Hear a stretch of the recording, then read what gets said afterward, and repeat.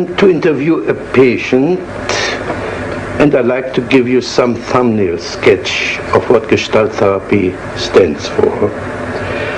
Gestalt therapy is working on an equation: awareness, equal present time, equal reality.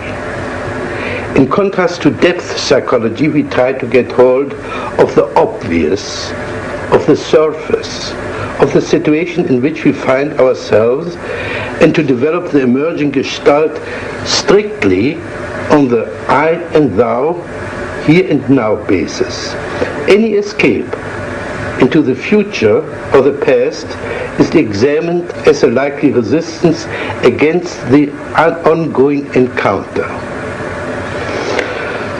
Modern man has alienated, given up so much of his potential that his ability to cope with his existence becomes badly impoverished. My aim is this: the patient should recover his lost potential. He should integrate the conflicting polarities, understand the difference between game playing, especially the playing of verbal games, on the one hand, and of genuine, authentic, confident behavior on the other. The civil war of inner conflicts weakens the efficiency and comfort of the patient, but every bit of integration will strengthen it. Now, in the safe emergency of the therapeutic situation, I repeat, in the safe emergency of the therapeutic situation, the patient begins to take risks and to transform his energies from manipulating the environment for support into developing greater self-support, that is, reliance on his own resources. This process is called maturation. Once the patient has learned to stand on his own feet, emotionally, intellectually, and economically, his need for therapy will collapse. He will wake up from the nightmare of his existence. The basic technique is this: not to explain things to the patient, but to provide the patient with opportunities to understand and to discover himself.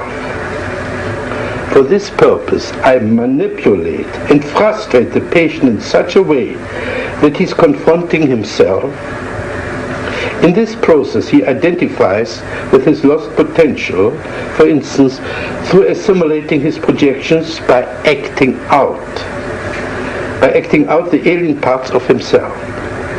Principally, I consider any interpretation to be a therapeutic mistake, as this would imply that the therapist understands the patient better than the patient himself, takes away from the patient the chance of discovering himself by himself, and prevents him from finding out his own values and style. On the other hand, I disregard most of the content of what the patient says and concentrate most on the non-verbal level, as this is the only one which is less subject to self-deception than his verbal pseudo-self-expression.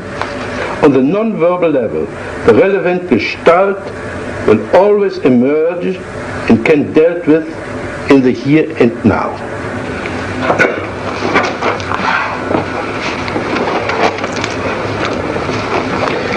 We are going to have an interview for half an hour.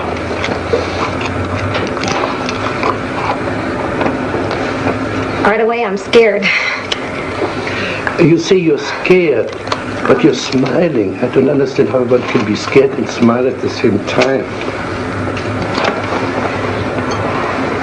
And I'm also suspicious of you. I think you understand very well. I think you know that when I get scared, I laugh or I kid to cover up. But do you have stage fright? I don't know. I'm mostly aware of you. I'm afraid that you're going to have such a direct attack that you're going to get me in the corner, and I'm afraid of it. I want you to be more on my side. I get you in your corner, and you put your hand on your chest. Mm-hmm. Is this your corner? Well, it's like Yeah, it's like I'm afraid, you know. Where would you like to go? Can you describe the corner you like to go to? Yeah. It's back in a corner where I'm completely protected. And there you would be safe for me.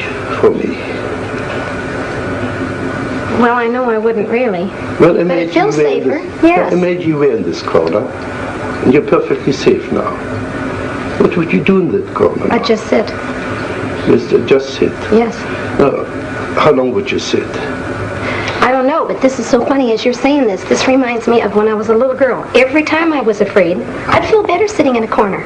Okay, you're panicky. Are you a little girl? Well, no, but it's the same feeling. Are you a little girl? This feeling reminds me of it. Are you a little girl? No. No, at last. How old are you? 30. Then you're not a little girl. No. Okay. So you're a 30-year-old girl who's afraid of a guy like me. Well, I don't even know if I do know I'll be afraid of you. I get real defensive with you.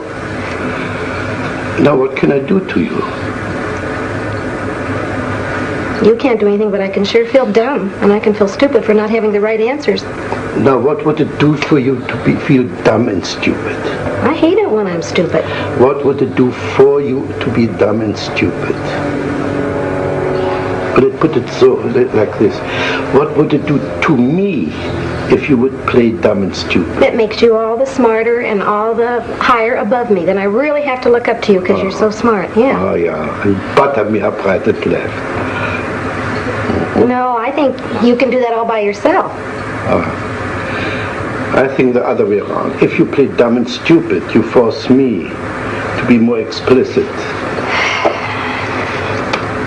That's been said to me before, but I don't buy it. I don't believe it. What are you doing with your feet now? Wiggling them. What's the joke now? Oh, I'm afraid you're going to notice everything I do. Gee.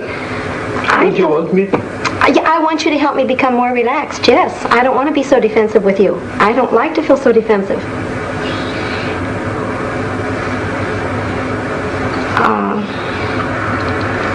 You're acting like you're treating me as if I'm stronger than I am, and I want you to protect me more and be nicer to me.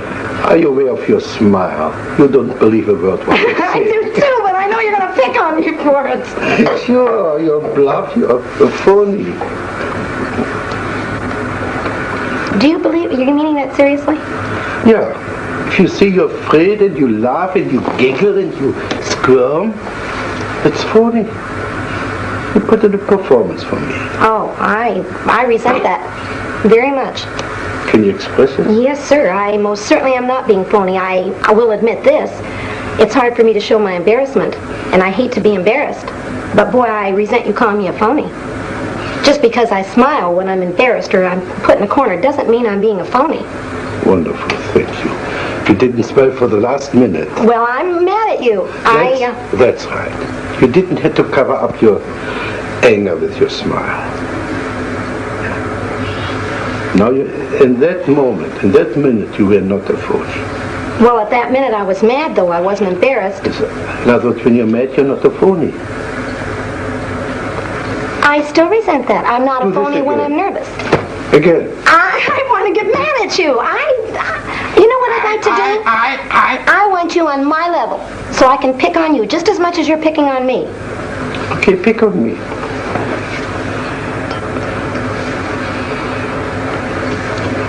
I have to wait till you say something that I can pick on. But what does this mean? Can you develop this movement? I can't find words. I want to develop this as if you were dancing.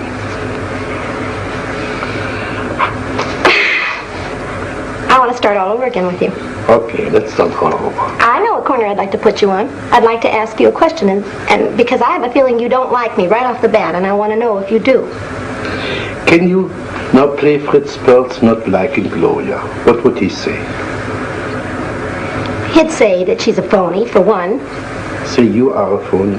You're a phony, and you're a flip little girl, and you're a show-off. What would Gloria answer to that? that answer, I'd say I think you are too.